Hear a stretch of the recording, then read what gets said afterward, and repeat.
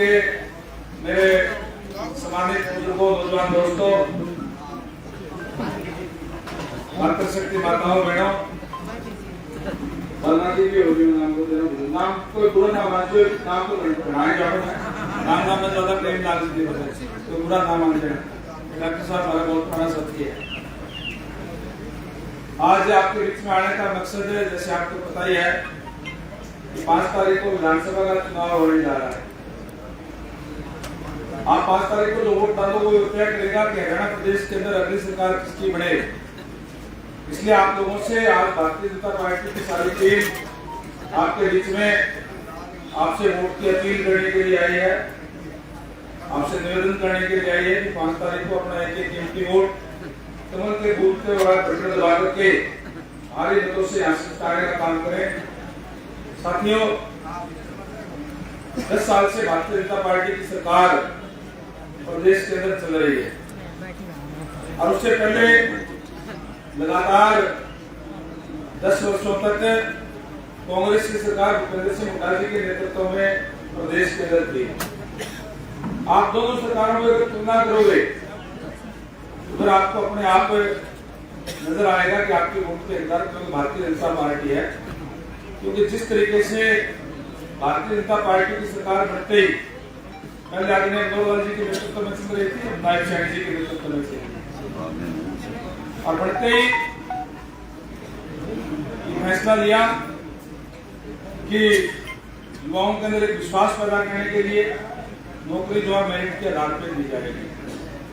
जहां कांग्रेस पार्टी के समय में भूपेंद्र सिंह हुड्डा जी के राज में नौकरियों के रेट फिक्स थे कि कोई 10 लाख में, कोई 12 लाख में, कोई 18 लाख में मिलती थी और या फिर कोई पॉलिटिकल सिफारिश से मिलती थी। उस चीज को दूर करके हरियाणवी एक का नारा दे करके हमारी सरकार ने ये कहा कि हरियाणा का जो 2.5 करोड़ का लोगों का हमारा परिवार है, जो बच्चा अच्छा पढ़ेगा, इंटेलिजेंट होगा, वो नौकरी मिलेगा, सारे हमारे अपने हैं। इस तरीके की व्यवस्था करने का काम किया और उसका परिणाम ये हुआ कि आज चाहे वो किसान का बच्चा हो, चाहे दुकानदार का हो, चाहे मजदूर का हो, किसी का भी हो, मेरिट के आधार पर आज नौकरियां मिल रही है। जहाँ पॉलिटिकल सिफारिश से मिलती थी, पैसे से मिलती थी, आज हम गाँव के अंदर देखते हैं कि जो बच्चे इंटेलिजेंट होते हैं, अच्छा वो बेचारा दिहाड़ी वाला मजदूर का बच्चा है, ठीक तरीके से उसको गांव का चाहे सरपंच भी ना जानता हो, फिर भी उसका नंबर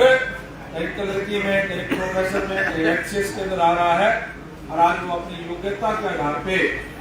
सरकारी सेवाओं के अंदर अपना स्थान बढ़ाने का काम कर रहे हैं। ये व्यवस्था देने का काम भारतीय जनता पार्टी ने करने का काम किया। जहाँ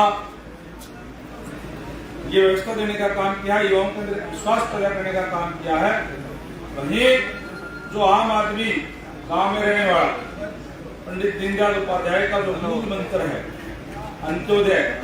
उसके कार्य करते हुए जहां पूरे देश के अंदर 1,20,000 रुपए जिसकी आय होती है उसका बीपीएल कार्ड बनता है, उसको आयुष्मान कार्ड भी बनता है, बीपीएल की सुविधाएं दी जाती है। हरियाणा प्रदेश के लोगों को और ज्यादा फायदा मिले इसके लिए 600 करोड़ रुपए सालाना अपने खजाने से देकर के आय सीमा बढ़ाने का काम किया, 1,80,000 रुपए करने का काम किया, जिससे उसका दायरा बढ़ गया। आपके गांव में भी पीछे आया था जब वो था जन संवाद कार्यक्रम था, उस टाइम यहाँ देखा था कि लगभग 70-75% लोगों के बीपीएल कार्ड जो बढ़ चुके हैं और जिनका बीपीएल कार्ड मिलता है उनको बीपीएल की सुविधाएं देते हैं। उसके साथ साथ ही उन सब का आयुष्मान भी कार्ड बनता है और जिनका 1,20,000 से ऊपर आया है, 1,80,000 तक है, उनका चिराई हरियाणा के नाम से कार्ड बनता है। परमात्मा ना करे किसी के घरों में कोई हारी बीमारी आ जाए तो फिर 5 लाख रुपए तक का इलाज उसका फ्री किया जाता है, कोई पैसा नहीं लिया जाता। प्राइवेट हॉस्पिटलों के अंदर चाहे आधार में करवा लो इलाज, चाहे यहाँ पे अपना सपना में करवा लो, सीएमसी में करवाओ, कोई पैसे उनको नहीं देते।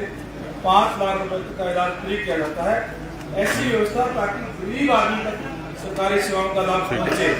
इस तरीके की व्यवस्था करने का काम किया। और अभी तो नायब सैनी जी जब से मुख्यमंत्री बने हैं तब से केवल उनको 2 महीने का टाइम मिला काम करने के लिए, और उन 2 महीनों के अंदर भी रिकॉर्ड तोड़ घोषणाएं करके उनको लागू करने का काम किया है। नायब सैनी जी क्योंकि खुद गांव से आते हैं, एक छोटे किसान परिवार से आते हैं, इसलिए उनको दिक्कत परेशानियों को पता है कि किसान की क्या दिक्कत है, मजदूर की क्या दिक्कत है, गांव में रहने वाले लोगों की क्या दिक्कत परेशानी है। इसके लिए आपने देखा होगा इस बार आपने बारिश लेट आई, बारिश लेट आती है तो फिर इनका हम खारा मीठा पानी दिला करके अपने फसल का बचाने का कोशिश करते हैं, खर्चा बढ़ जाता है जिम्मेदार का, तो खर्चा बढ़ गया तुरंत फिर मीटिंग बुला करके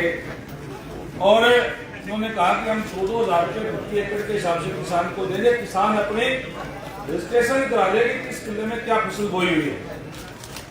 और उसी टाइम 525 करोड़ रुपया खातों में डालने का काम किया ताकि किसान की भरपाई की जा सके जो ज्यादा खर्चा लगा। ऐसा पहली बार हुआ, कभी नहीं हुआ हरियाणा के अंदर। भूपेंद्र सिंह हुड्डा जी के राज में तो केवल और केवल 1.5 रुपए का 2 रुपए का चेक दे करके जो खाबा हो जाता था तब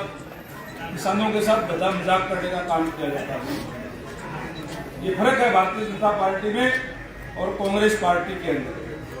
जहां हर वर्ग के लिए कार्य किया, वहीं जो बैकवर्ड क्लासेस की भी मांग थी बहुत दिनों से कि हमारी जो क्रीमी लेयर की आय सीमा बढ़ाई जाए, सेंटर के तर्ज पे की जाए। मैं धन्यवाद करूंगा नायब सैनी जी का कि 23 जून को गुड़गांव के अंदर अनाउंस करके क्रीमी लेयर की आय सीमा 8 लाख होगी। वहीं जो बैकलॉग, जो जैसे मैंने पहले कहा कि भूपेंद्र सिंह हुड्डा जी के राज के अंदर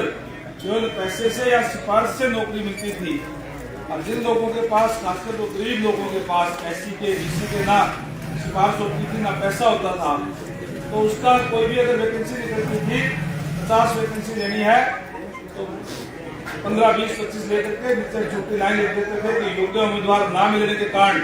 ये पद रिक्त छोड़े जाते हैं और वो बैकलॉग छोड़ दिया जाता था। उन्होंने इस बात की भी घोषणा की तो उस समय में अन्याय हुआ उसकी भी भरपाई करने का काम हम करेंगे, बैकलॉग को भी पूरा करने का काम करेंगे। बहुत बड़ी घोषणा आदरणीय नायब सैनी जी और कांग्रेस सरकार में हमारे विधानसभा में सिर्फ एक ही लड़का लग गया था। अब मेरिट के लाभ से एक लगे उधर में 300 लड़के कितने लगे भी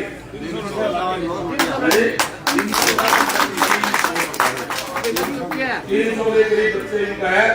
भाई, आपके धामसू गांव में लगे, एक गांव में। और आज कोई भी उनको ये नहीं कह सकता कि तेरा बालक हमने लगाया है।